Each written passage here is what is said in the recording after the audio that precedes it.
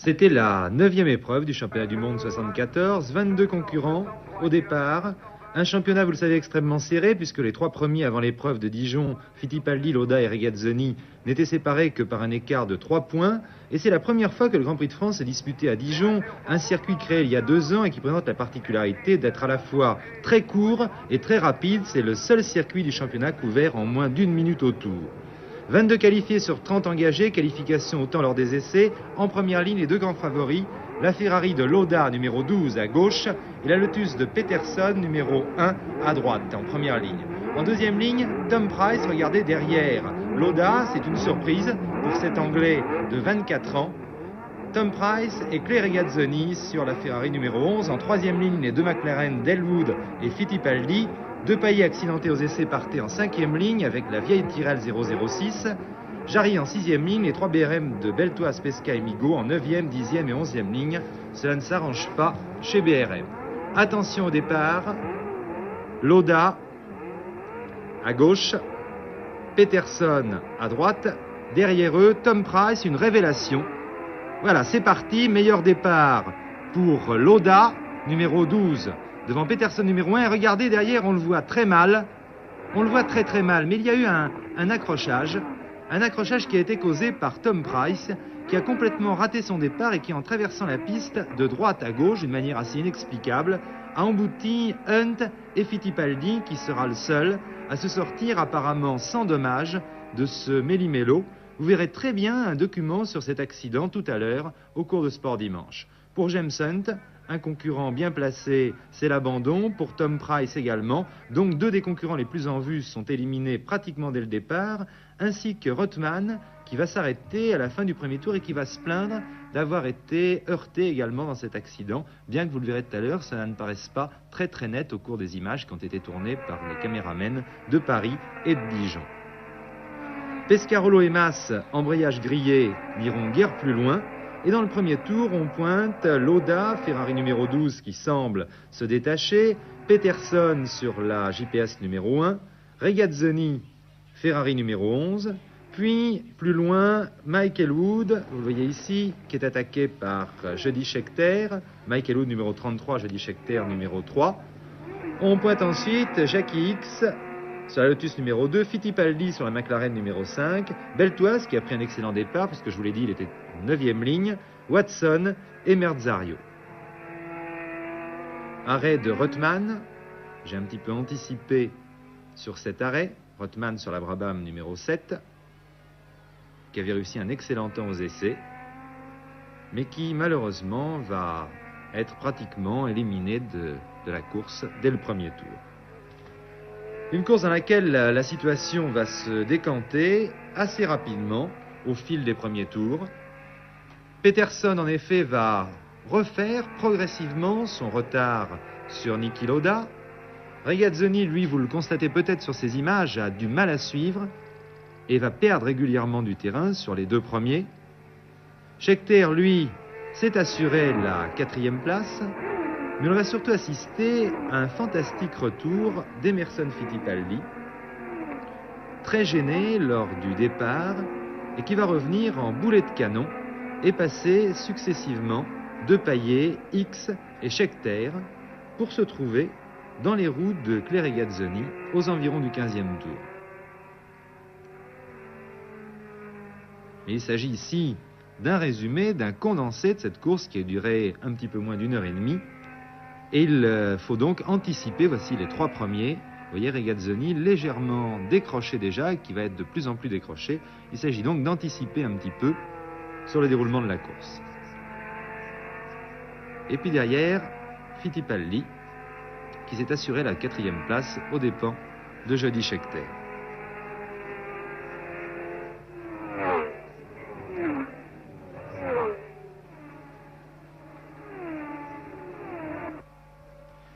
Vous voyez, encore 65 tours à couvrir, donc 15 tours ont été couverts, et Peterson va résolument se lancer à l'attaque de Niki Lauda. Vous voyez, il s'est rapproché de la Ferrari. Peterson, qui n'a pas eu beaucoup de réussite cette année, en dehors du Grand Prix de Monaco, où il a fait une véritable démonstration, Cela ne venait pas, bien sûr, du pilote, tout le monde le sait, ce manque de réussite, mais de la voiture. La Lotus n'a pas toujours paru très très bien préparée cette saison. Et là, Peterson se rapproche de Niki Lauda. Et les pronostics sont confirmés, car on s'attendait vraiment à une lutte entre Niki Lauda, très impressionnant cette saison, aussi impressionnant que sa Ferrari, qui est pour certains la meilleure voiture actuelle, qui est la meilleure voiture actuelle quand Colin Chapman ne prépare pas ses Lotus aussi merveilleusement qu'elle l'était aujourd'hui. Et regardez, Ronnie Peterson va attaquer Niki Lauda au bout de la ligne droite. On ne le voit pas, mais au freinage, après le freinage, dans le virage, c'est Ronnie Peterson qui est en tête devant la Ferrari. Nouvel arrêt pour Carlos Rothman, qui n'a pas beaucoup de réussite décidément cette saison. Et après 25 minutes de course, vous voyez que Peterson précède Niki Lauda et le laisse un petit peu sur place. Il lui a pris tout de suite 2 ou 3 secondes. Regazzoni est 3e, Fittipaldi 4e, Fittipaldi qui est revenu dans les roues de Regazzoni, et Jody Scheckter 5e. Mais Fittipaldi, qui pourtant défend acharnement sa première place au championnat, ne va pas être payé de ses efforts. Regardez, son moteur émet une fumée plus qu'inquiétante, et il va devoir s'arrêter au 27e tour. Il abandonne. Dans son stand, on va déclarer que cet abandon est consécutif à l'accrochage du premier tour. C'est à vérifier. Pas de chance en tout cas pour Emerson, qui perd là des points précieux et la tête du championnat du monde.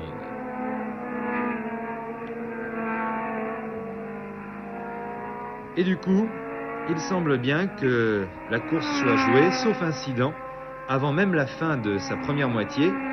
En effet, dans les grandes courbes rapides de Dijon, Ronnie Peterson est absolument impérial. Regardez-le ici au ralenti. Chacune de ces longues glissades magistralement contrôlées arrache des cris d'enthousiasme aux quelques 60 000 spectateurs qui se sont massés dès le matin aux abords de la piste.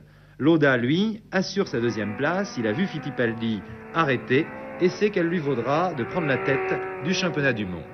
Mais derrière les 2 premiers, là les jeux sont faits, on assiste à plusieurs belles bagarres, et notamment à celle qui oppose ici pour la 3e place Pierre Regazzoni, Ferrari numéro 11, et Jody Scheckter sur la Tyrrell numéro 3. Ils sont tous deux à environ 25 secondes du premier. Lutte serrée également pour la 5e place entre X et Hulme, à 40 secondes de Peterson. Cette 5e place reviendra d'ailleurs à Jackie X, qui marque pour la 2e fois de la saison, après sa 3e place du Brésil, des points au championnat. Regardez ici, Scheckter qui tâte Regazzoni, qui essaye de l'impressionner, mais il en faut un petit peu plus pour impressionner un vieux renard comme Regazzoni. Ces 6 concurrents dont je viens de vous parler seront les seuls à terminer dans le même tour. La lutte fait rage encore derrière eux, entre Elwood et Depailler pour la 7e place. Cette 7e place reviendra finalement à Elwood, mais selon les propres paroles de Ken Tyrrell, Depailler a peut-être fait aujourd'hui la plus belle course de sa carrière.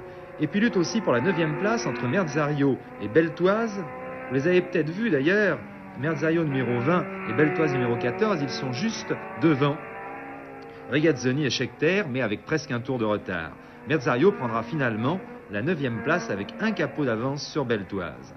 Quant à Scheckter, qui multiplie les tentatives pour essayer d'impressionner Regazzoni, pour essayer aussi de le pousser à la faute, c'est terriblement difficile d'avoir en permanence un adversaire dans ses rétroviseurs, eh bien, il a beaucoup de mal car Regazzoni ne s'en laisse pas compter. Vous voyez, cette attaque est portée de beaucoup trop loin. De toute façon, il s'agit d'un endroit où il est pratiquement impossible de dépasser. Voilà, vous avez vu très rapidement Merzario et Beltoise qui aussi sont en grande bagarre pour la 9e place. Vraiment, on a assisté à un Grand Prix où on ne luttait pas toujours pour marquer des points au championnat du monde, mais on luttait vraiment, et ce pour la plus grande joie du public, contre l'adversaire qui vous précédait directement.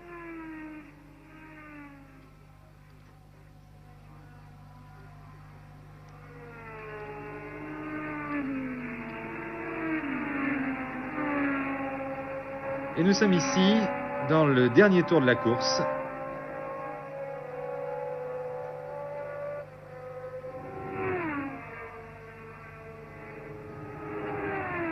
Une course que Peterson va emporter avec 10 secondes d'avance sur Lauda.